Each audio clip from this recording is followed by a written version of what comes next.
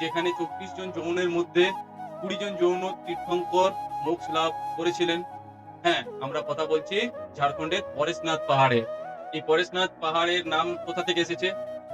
এই পরেশনাথ পাহাড়ের নাম এসেছে আপনার 23 নম্বর যৌন নাম থেকে। 23 নম্বর যৌন তীর্থঙ্কর যিনি ছিলেন ভগবান পরেশনাথ, ওনার নামে এই পাহাড়ের নামকরণ করা হয়। আপনারা কি জানেন আজ থেকে প্রায় 27,000 বছর আগে এই যৌন দল মোক্ষ লাভ করেছিলেন। এই পাহাড়টি আজ থেকে 27,000 বছর আগে এখানে মন্দিরটি স্থাপিত হয়। আপনারা কি জানেন এই পাহাড়ে 24 জন যৌনের মধ্যে 20 জন যৌন তীর্থঙ্কর কঠোর তপস্যা করে মোক্ষ লাভ করেছিলেন। তাই এই পাহাড়ের প্রত্যেকটি কোণাকে খুব পবিত্র বলে মনে করা হয়। এই পাহাড়টি ঝাড়খণ্ডের গিরিডি জেলায় অবস্থিত। এই পাহাড়টির উচ্চতা প্রায় 1352 মিটার বা 4431 ফুট। জানা যায় যে এই পাহাড়টি হিমালয়ের চেয়েও প্রাচীন। শুধু জৈন ধর্মই নয়, স্থানীয় সাঁওতালি, আদিবাসী এবং সনাতন ধর্মের কাছেও এই পাহাড়টি হচ্ছে খুব পবিত্র। তাই এইখানে মারাং বুড়ো নামে পুজো করা হয়। এই পাহাড়ে খালি পায়ে 27 কিলোমিটার পায়ে হেঁটে ভক্তদের পুজো দিতে হয়। অবিশ্বাস্য এটাই যে এই 27 কিলোমিটার হেঁটে কোনো ক্লান্তি ছাড়াই মানুষ পুজো দিয়ে ফিরে আসে। ভূতান্ত্রিকদের মতে এই পাহাড় প্রায় হিমালয়ের চেয়েও কোটি বছর পুরনো। এই পাহাড় আর এর চারিপাশে জঙ্গলকে নিয়ে তৈরি হয়েছে পরেশনাথ ওয়াইল্ড সেঞ্চুরি। ঝাড়খণ্ডের বাকি অংশে যখন গরম পড়ে এই পরেশনাথের চূড়ায় থাকে ঠান্ডা। বাইরের পরিবেশের থেকে এই পরেশনাথের চূড়ার পরিবেশ আলাদাই। সবচেয়ে সুন্দর লাগে তো বর্ষার সময়, যে সময় পাহাড়ের নিচে পুরো মেঘে ঢাকা থাকে, যেটা আপনি দার্জিলিং বা অন্য জায়গায় গিয়ে যে দৃশ্যটা আপনি দেখতে পাবেন টাইগার হিলে গিয়ে, সেই দৃশ্যটাই আপনি দেখতে পাবেন এই ঝাড়খণ্ডের পরেশনাথ পাহাড়ে। এই পাহাড়ে টোটাল 24টি মন্দির আছে। এই 24টি মন্দিরে 24টি তীর্থঙ্করের পায়ের ছাপ এবং ওদের মোক্ষ লাভের স্থানের পুজো করা হয়। বন্ধুরা, আপনারা কি জানেন এই পাহাড়ের মধ্যে আপনার কোনো নেশা জাতীয় দ্রব্য নিয়ে যাওয়া যাবে না এবং কোনো চামড়ার জিনিসও নিয়ে যাওয়া আপনার যাবে না, পুরোপুরি বন্ধ আছে। এগুলো তো হলো আপনার পরেশনাথের ইতিহাস।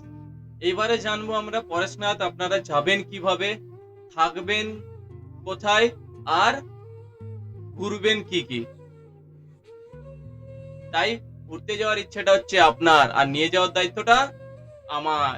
Welcome to the travel hacks. তাহলে ফার্স্ট কিসে যাবেন?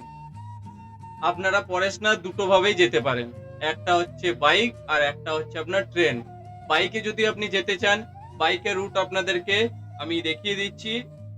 আমি আসানসোল থেকে যাচ্ছি, আসানসোল থেকে আপনার ধানবাদ হয়ে, ধানবাদ থেকে আপনারা যাবেন পরেশনাথ। পরেশনাথ পাহাড় আপনি প্রায় 50 কিলোমিটার ওই আগের থেকেই দেখতে পেয়ে যাবেন। সেকেন্ড, আপনারা যদি চান ট্রেনে যেতে, তাহলে আমি ট্রেনের টাইমিং আপনাদেরকে দিয়ে দিচ্ছি, দেখিয়ে দিচ্ছি। আমি আসানসোলে থাকি, আমি আসানসোল থেকে আপনাদেরকে ট্রেনের রুট দেখিয়ে দিচ্ছি। আপনারা কোন কোন দিন, কোন কোন সময় কি কি ট্রেন আছে, আমি সমস্ত কিছু আপনাদেরকে দিয়ে দিচ্ছি। আপনার আসানসোল টু পরেশনাথ, আসানসোল টু পরেশনাথের আপনার অনেকগুলো ট্রেন আছে। প্রত্যেক দিনও অনেকগুলো ট্রেন যাতায়াত করে। আবার সোমবার, মঙ্গলবার, বুধবার, বৃহস্পতিবার সমস্ত ডেটেই আপনি ট্রেন পেয়ে যাবেন। আপনার টাইম মতন আপনি যে কোনো ট্রেন বুক করে নিতে পারেন। ওই রাত্রি 12টার থেকে আপনার রাত 11টা পর্যন্ত আপনি ট্রেন পেয়ে যাবেন। আপনার দিন ঠিক করুন, সময় ঠিক করুন, ট্রেনের টিকিট বুক করুন আর চেপে পড়ুন। আপনি চাপবেন আপনার স্টেশন থেকে, নামবেন পরেশনাথ স্টেশনে। ওইখান থেকে আপনার কোনো কার হোক, টোটো হোক বুক করে চলে যাবেন মধুবন। মধুবন থেকে আপনার ট্রেকিং শুরু। এবারে হচ্ছে আপনারা থাকবেন কোথায়।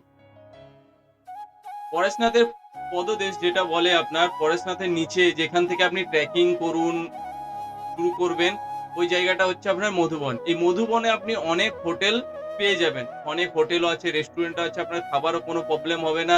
আপনি যদি চান একদিনের মধ্যে বাইকে গিয়ে আবার ঘুরে আসতে, ওইখানে আপনার পার্কিং এরও সুবিধা পেয়ে যাবেন। হেলমেট, ব্যাগ আপনি সমস্ত কিছু ওখানে রেখে আপনি ট্রেকিং শুরু করতে পারেন। আমি আপনাদের কিছু হোটেলের ডিটেলস দিয়ে দিচ্ছি। আমার ডেসক্রিপশনেও আপনার হোটেলের ডিটেলস দেওয়া থাকবে। আপনি হোটেলে কন্ট্যাক্ট করে নিতে পারেন, আগের থেকে বুক করে নিতে পারেন, বা ওইখানে গিয়ে আপনি বুক করতে পারেন। আপনার কিন্তু রেট সিজন অনুযায়ী আপ ডাউন হয়, তাই একবার কল করে নেবেন, কল করে বুকিং করবেন। আপনারা যদি চান যে পুরো 27 কিলোমিটার আপনারা ট্রেকিং করবেন না, তাহলে আপনারা যদি মেন মন্দিরে যেতে চান, তাহলে ওই 11 কিলোমিটার মতন আপনাদেরকে ট্রেকিং করতে হবে। 11 কিলোমিটার উপরে উঠেই আপনি মেন মন্দিরের দর্শন পেয়ে যাবেন। বাকি যে আপনার 23টা মন্দির আছে, সেই মন্দিরগুলো আপনি দেখতে পাবেন না, কিন্তু ওই মেন মন্দিরের চূড়ায় উপরে উঠে আপনি সমস্ত পাহাড়টা ভিউ পেয়ে যাবেন। তাহলে আপনারা দুদিনে কিভাবে পরেশনাথ ঘুরে আসতে পারবেন। আপনারা তার আগের দিনে বিকেল দিকে হোক বা আপনার সকাল দিকে হোক, আপনি ট্রেনে চেপে গেলেন বা বাইক নিয়ে নিলেন, বাইকে করে হোক বা ট্রেনে করে আপনি চলে গেলেন মধুবন। এই মধুবনে আপনি ওইখানে হোটেল নিয়ে নিলেন, হোটেলে রেস্ট করে পরের দিন চেষ্টা করবেন সকালে, মানে 3টে-4টের আগে যদি পারেন, মানে 2টো থেকে 4টের মধ্যে আপনি বেরিয়ে গেলেন, আপনার ট্রেকিং শুরু করে দিলেন। কারণ সূর্য ওঠাটা আপনি যদি পাহাড়ের ওপর থেকে দেখেন, দৃশ্যটা আপনার মন ভরে যাবে। তাই চেষ্টা করবেন 2টো থেকে 4টের মধ্যে আপনারা বেরিয়ে যাওয়ার। বেরিয়ে গিয়ে আপনারা ওই 2 থেকে 3 ঘন্টার মধ্যে 4 কিলোমিটার থেকে 5 কিলোমিটার উপরে উঠে যাবেন। রাস্তার কোনো প্রবলেম নেই, ভালো রাস্তা, আপনার আরামসে আপনারা ট্রেকিং করতে পারবেন। আর সবথেকে গুরুত্বপূর্ণ জিনিস হচ্ছে একটাই, লাঠি অবশ্যই নেবেন। লাঠি যদি আপনি না নেন, আপনার প্রবলেম হবে, তাতে আপনি বয়স্ক হন বা ইয়ং জেনারেশনের হন, লাঠি আপনার একটা প্রয়োজন। তাহলে আপনি লাঠি নিয়ে নিলেন, দিয়ে মধুবন থেকে ট্রেকিং আপনি শুরু করলেন। প্রায় 5 থেকে 6 ঘন্টা আপনার সময় লেগে যাবে পুরো টপে উঠতে। ওইখানে গিয়ে আধ ঘন্টা থেকে 1 ঘন্টা আপনি রেস্ট করলেন। নামার সময় আপনার 3 ঘন্টার মধ্যে আপনি নেমে যাবেন। ঠিক আপনি যদি 2টোর সময় ট্রেকিং শুরু করেন, তাহলে 2টোর থেকে আপনার 6 ঘন্টা উঠতে লাগলো, তারপরে 1 ঘন্টা রেস্ট করে আবার আপনি 3 ঘন্টায় নেমে গেলেন। মানে টোটাল আপনার লেগে গেল 9 ঘন্টা। মানে আপনার ওই দুপুর 2টোর মধ্যে আপনি নিচে নেমে যাবেন। তারপরে খাবার টাবার খেয়ে ওইখানের মার্কেট, লোকাল মার্কেটটা আপনি ঘুরে নিলেন। লোকাল মার্কেট ঘুরে আপনি আবার ট্রেনে চাপলেন আর বাড়ি পৌঁছে গেলেন। তাহলে 2 দিনের মধ্যে আপনার পরেশনাথ পুরো ট্র্যাক করা সম্ভব।